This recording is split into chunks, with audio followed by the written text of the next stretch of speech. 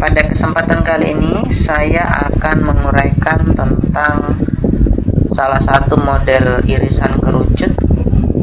Jadi setelah pertemuan sebelumnya kita membahas tentang sebuah lingkaran dan sebuah parabola yang dibentuk dengan mengiris kerucut dengan cara pengirisan tertentu. Nah, maka saat ini saya akan melanjutkan irisan kerucut dengan model yang berbeda ya. Di sini saya sudah punya sebuah kerucut dengan pusat alas P dan titik puncaknya T ya. Dan ada titik-titik yang melekat atau berada pada bidang selimut kerucut itu. Nah, dari ketiga titik yang ada pada bidang selimut, yaitu titik A, titik C, dan titik B, saya dapat membuat sebuah bidang yang mengiris kerucut dengan kemiringan tertentu ya, dengan kemiringan tertentu ya, seperti itu.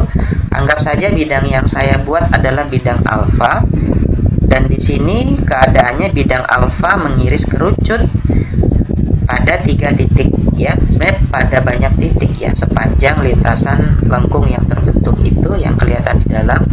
Cuma saya cukup mengambil 3 titik sebagai syarat cukup untuk membuat sebuah bidang iris gitu.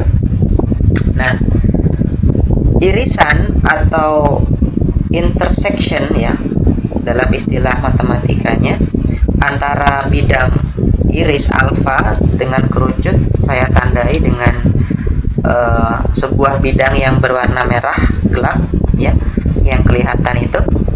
Nah, lengkungan yang terbentuk dari bidang yang berwarna merah gelap itulah yang akan kita analisis dan akan kita uraikan komponennya. Dan tentu lengkungan ini memiliki nama ya, karena kurva lengkung yang tertutup dan modelnya seperti itu, maka kita sepakat dalam hal ini kita beri nama elips.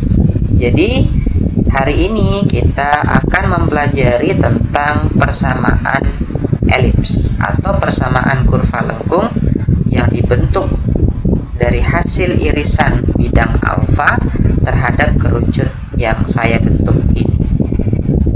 Di sini saya sudah punya sebuah elips, yang mana nanti dari elips ini saya akan memperkenalkan komponen-komponen atau unsur-unsur penyusun yang membentuk sebuah elips ya. Ya, pertama kali saya akan memunculkan sebuah sumbu, yaitu sumbu yang horizontal dan sumbu lainnya yang vertikal. Nah, sumbu-sumbu ini berpotongan tegak lurus sehingga titik potongnya adalah titik pusat ya, yang disebut dengan titik P, Q. Baik, dalam hal ini kita akan melihat di mana letak titik pusatnya. Nah, di sini ada titik pusat yang sudah saya munculkan, titik P, Q. Jadi ada istilah sumbu yang kita gunakan, sumbu mayor dan sumbu minor. Kenapa dikatakan sumbu mayor? Karena tentu sumbu mayor ini adalah sumbu yang ukurannya lebih panjang ya. Yang kedip-kedip ini ukurannya lebih panjang daripada sumbu minornya. Nah, kemudian pada sumbu mayor nantinya akan terdapat 2 buah titik ujung yang akan disebut sebagai titik puncak dari sebuah elips ya. Jadi misalkan saya punya titik A di sebelah kiri, kemudian di sebelah kanan ada titik B. Ya, kedua ujung ini memiliki koordinat yang berbeda ya, karena letaknya juga berbeda. Tapi yang harus diperhatikan di sini adalah bahwa kedua titik ini A dan B itu berada pada sumbu mayor ya, berada pada sumbu mayor, sehingga titik-titik yang terletak pada sumbu mayor itulah disebut dengan puncak. Itulah mengapa pada sumbu minor kita tidak menyebut ada puncak di sana, yang ada hanya ada pada sumbu mayor ya. Meskipun di sumbu minor pun ada titik, misalkan ada namanya titik C dan titik D. Nah, kedua titik ini hanya disebut sebagai titik potong sebuah elips pada sumbu minornya. Oke. Nah, saya akan hilangkan dulu titik-titik yang sekiranya belum kita butuhkan ya. Jadi seperti ini. Kalau kita ingin mendefinisikan sebuah elips, maka ya harus ada konsep terlebih dahulu ya, konsep terlebih dahulu. Baik, misalkan saya mengambil sebarang titik ya, titik P di sini sebagai titik yang sebarang, jadi bisa mewakili titik yang lainnya selama berada pada garis lengkung elips ini. Nah, kemudian selain titik yang saya ambil sebarang tadi, saya juga punya titik-titik fokus ya, atau titik tetap. Nah, ini namanya titik fokus pertama yang ada di sebelah kanan dari pusat, dan titik fokus kedua yang ada pada sebelah kiri pusat elips. Jadi kalau dilihat, fokus pertama ya memiliki koordinat P plus C, Q. Artinya apa? Jarak dari titik M terhadap F1 itu sebesar C ya. Sementara untuk Q-nya tetap. Sedangkan untuk M ke garis atau ke titik F2 memiliki jarak yang sama, yaitu C. Oke. Nah, sedangkan dari hal ini bisa disimpulkan bahwa memang jarak antara F1 ke M ya, akan saya berikan tanda jarak antara F1 ke M seperti ini ya, ini sepanjang C satuan, dan jarak F2 ke M yang ini yang berkedip juga sepanjang C satuan ya. Nah, jadi panjangnya sama. Jadi kalau berlaku hal demikian, dapat disimpulkan bahwa jarak dari F2 sampai F1 atau dari F1 sampai F2 adalah tidak lain C ditambah dengan C, yaitu 2C ya. Seperti itu. Nah, kemudian dari sebarang titik tadi saya membuat jarak terhadap kedua fokus elips ya. Saya beri nama, misalkan jaraknya adalah dari P, maaf, saya munculkan dulu jaraknya. Ini ya, dari P ke fokus pertama jaraknya ini. Kemudian yang kedua P ke F2 jaraknya yang berkedip-kedip ya. Nah, jadi jaraknya ini titiknya bisa dipindah-pindah karena ngambilnya sebarang ya. Jadi bisa mewakili titik yang lain. Nah, seperti itu. Nah, kemudian di satu sisi saya akan memanfaatkan titik potong pada sumbu minor ya, yang saya sebut dengan titik D ya. Kemudian ada juga titik C di bagian bawahnya. Gitu. Ya. Nah, jika jarak dari P ke F2, saya ulangi, jika jarak dari P ke F1 terlebih dahulu, maksud saya jumlahkan dengan jarak dari P ke F2 ya, maka hasil penjumlahan kedua jarak ini akan sama dengan penjumlahan dari jarak D ke F2. Saya beri lambang ya, dari D ke F2 ini dia, dan jarak dari D ke F1 ya. Nah, itu yang saya maksud.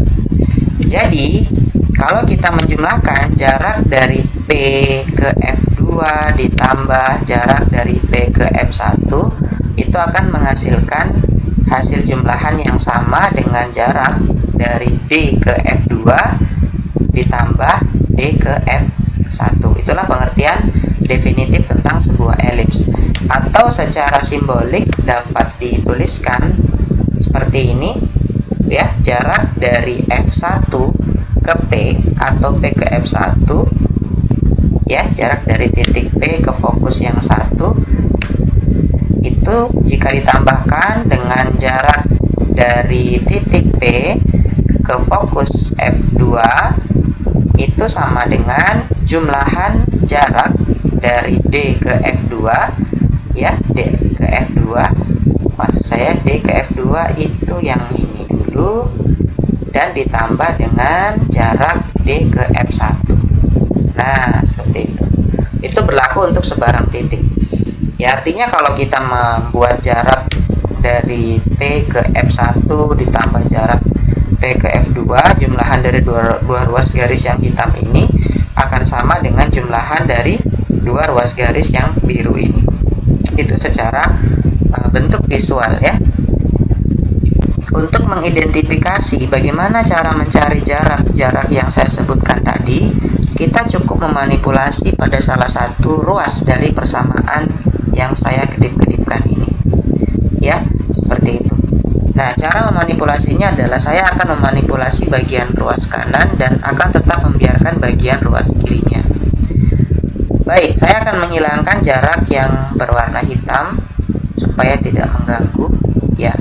Sehingga yang muncul di sini hanyalah jarak yang berwarna biru putus-putus, atau dengan kata lain jarak antara titik D ke fokus 1 dan titik D ke fokus 2. Nah, untuk mencari jarak ini kita perhatikan dulu ya, karena kedua sumbu elips itu berpotongan tegak lurus, maka dapat dijamin bahwa segitiga yang terbentuk di sini adalah segitiga siku-siku ya, yang saya sebutkan yaitu segitiga D M F2 dan segitiga D M F1. Jadi siku-sikunya ada di titik M. Kalau pada segitiga siku-siku, kita bisa memanfaatkan dalil Pitagoras seperti itu. Namun sebelum menggunakan dalil Pitagoras, kita perhatikan bahwa di sini ada jarak yang terbentuk antara titik M ke titik D. Anda bisa menebak bahwa jarak dari titik M ke titik D ini tidak lain adalah sepanjang B satuan ya, sepanjang B satuan, karena arahnya positif atau ke sebelah atas itu B satuan, kalau ke bawah juga B satuan, cuma dia letaknya ada di bagian bawah gitu ya, makanya di sini dikurangi dengan B, di atasnya ditambah dengan B, seperti itu. Sedangkan P-nya tetap ya, karena P itu adalah absis dari puncak, P tidak mengalami proses operasi apapun, yang mengalami operasi hanyalah Q, sebab Q itu adalah ordinat, posisinya vertikal. Jadi jika ditarik ke atas ini akan bertambah sejauh B satuan, dan jika ditarik ke bawah ini akan bertambah sejauh negatif B satuan. Nah, seperti itu. Jadi dalam hal ini saya akan menandai jaraknya ini sepanjang B satuan yang berwarna, saya ganti warnanya ya supaya tidak sama dengan yang di bawah. Anggaplah ini berwarna hijau ya. Sorry, yang hijau bukan sumbu minornya tetapi jaraknya ya. Ini saya ubah dulu ya. Ini tadi yang saya maksud akan saya ganti dengan warna hijau ya, itu dia. Jadi yang hijau ini panjangnya adalah B, sedangkan yang merah tadi sesuai dengan penjelasan ini panjangnya adalah C satuan ya, C satuan seperti itu. Nah, jadi jika diterapkan pada bentuk ini, segitiga siku-siku yang kita gunakan bisa dituliskan berdasarkan rumus Pitagorasnya ya, bahwa dalam hal ini B kuadrat ditambah C kuadrat adalah A kuadrat ya. Jadi B kuadrat yang hijau ditambah dengan C kuadrat itu adalah segmen yang merah yang sebelah kiri atau yang sebelah kanan, maka akan menghasilkan A kuadrat. Nah, A kuadrat itu adalah yang kedip-kedip ini ya. Jika ditarik akarnya maka panjang ini adalah A, seperti itu. Nah, maka di sebelah kiri tentu juga A. Jadi panjang kedua ruas garis yang biru ini selalu sama ya, seperti itu. Makanya diperoleh bahwa definisi elips di sini ditulis 2A. Oke, bahwa jarak, saya ulangi, jarak antara sebarang titik ke fokus, ya, jarak antara titik ke titik tetapnya atau ke titik fokusnya jika dijumlahkan akan selalu menghasilkan jarak atau jumlahan jarak dari ruas garis yang biru ini, ya, atau A ditambah 2A. Jadi Anda mau taruh dimanapun titiknya, titik P ini mau ditaruh dimanapun, dan Anda menjumlahkan jaraknya, maka hasil jumlahan jarak itu akan sama dengan jumlah dua ruas garis yang berwarna biru putus-putus ini. Itulah definisi elips dalam bentuk yang formal. Sehingga secara matematis jika diteruskan, Anda akan memperoleh bentuk elips yang seperti muncul di kotak ini, ya. Jika bentuk yang definitif jarak ini diteruskan dengan model analitik, dan ini prosesnya bisa dilanjutkan secara mandiri, Anda akan memperoleh bentuk akhir yang berbentuk rumus atau berbentuk persamaan elips, ya, yang berpusat di titik P, Q. Ya, saya edit dulu, pusatnya di titik P, Q, ya, bukan di titik P, B. Ya, sorry, di sini harusnya B, di sini Q. Nah, seperti itu. Jadi dari persamaan ini A dan B itu tidak lain adalah komponen-komponen elips, ya, di mana B itu adalah jarak pusat elips terhadap titik potong pada sumbu minornya, baik dia ke arah vertikal atas atau ke bawah gitu, ya. Sedangkan A, ya, A di sini yang mana? Jadi A itu bisa kita asumsikan sebagai jarak pusat elips terhadap titik-titik ujung. Titik-titik ujung yang dimaksud adalah titik-titik puncaknya. Nah, seperti itu, ya, yang berwarna merah, baik titik A maupun titik B. Jadi jaraknya M ke A itu tidak lain adalah A satuan, sedangkan dari M ke B juga A satuan, gitu ya. Jadi A satuan yang di bawah sini sama dengan A satuan yang menjadi ukuran garis berwarna biru putus-putus. Itulah kira-kira bentuk definitif dari sebuah elips yang memiliki puncak di titik P, Q.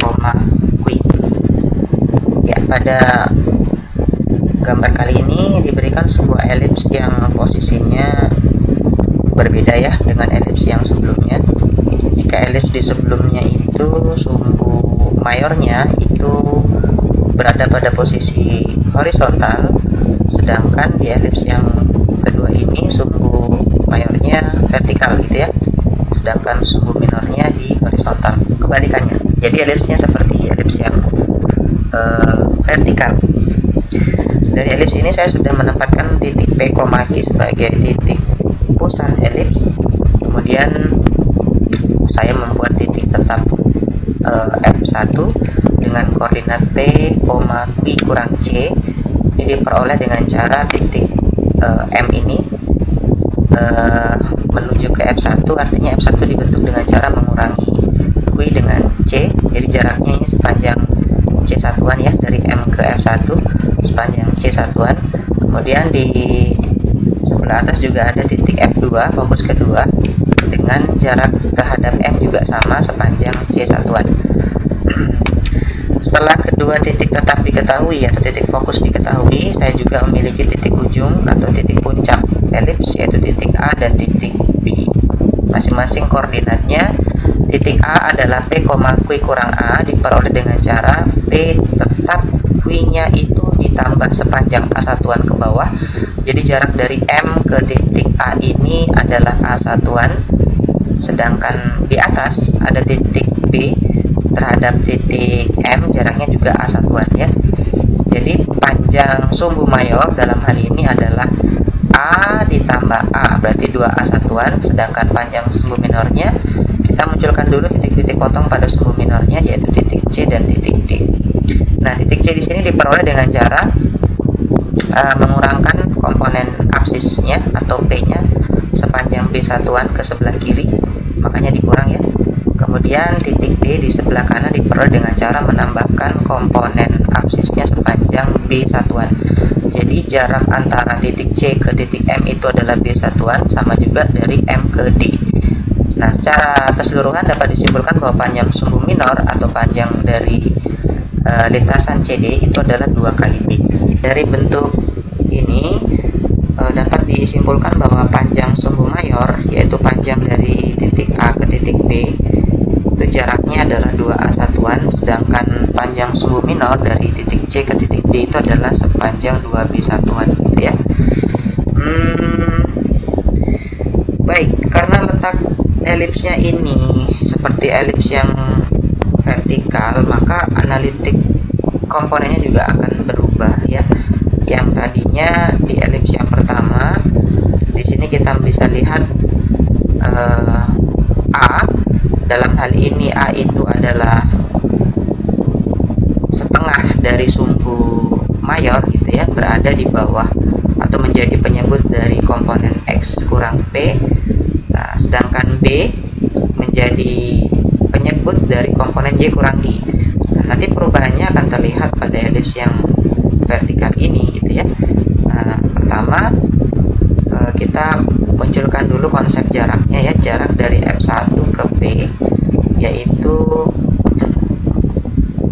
bisa saya tuliskan atau saya simbolkan dengan ini ya, tapi saya ambil titik P dulu di sebarang tempat gitu. Titik P nya ini, titik P ke F1 jaraknya adalah yang berwarna hitam ya, sepanjang F1 B1-an, sedangkan ke F2 ya sana sepanjang PF2 satuan. Jadi menurut definisi ya, jika kita menjumlahkan ukuran dari F1 ke P dan F1 dan F2 ke P, maka panjang jarak yang dijumlahkan itu akan sama dengan panjang lintasan ini yang berwarna biru ini ya. Lintasan yang berwarna biru ini tidak lain adalah A satuan ya. Ya, A satuan sebab karena panjang F2 ke M ini adalah sepanjang C satuan ya. Kita kurangi saja setiap komponennya. Nah, gitu cara mencari komponen ukuran itu dengan mengurangi komponennya saja ya. Jadi P dikurang P itu 0, Q plus C dikurang Q itu adalah C. Jadi F2 ke M itu C. Sedangkan M ke F1 juga sama C gitu. Nah, jadi panjangnya ini C, ini juga C. Sedangkan M ke D itu panjangnya adalah, kurangi saja, P dikurang P 0, B tetap, Q dikurang Q 0. Jadi panjangnya adalah B. Oleh karena itu panjang sumbu minornya adalah 2B gitu kan. Nah, jadi dengan pembuktian seperti ini bisa dirumuskan bahwa memang syarat yang berlaku untuk elips vertikal adalah nilai A-nya selalu lebih panjang dari nilai B-nya. Betul ya, karena segitiga siku-siku sisi miringnya itu lebih panjang daripada sisi yang lain. Nah, dan keduanya positif. Dalam hal ini nilai A diperoleh dengan cara menjumlahkan nilai B kuadrat ditambah nilai C kuadrat. Nilai C ini ya, dari F2 ke M itu C, dari M ke F1 juga C gitu.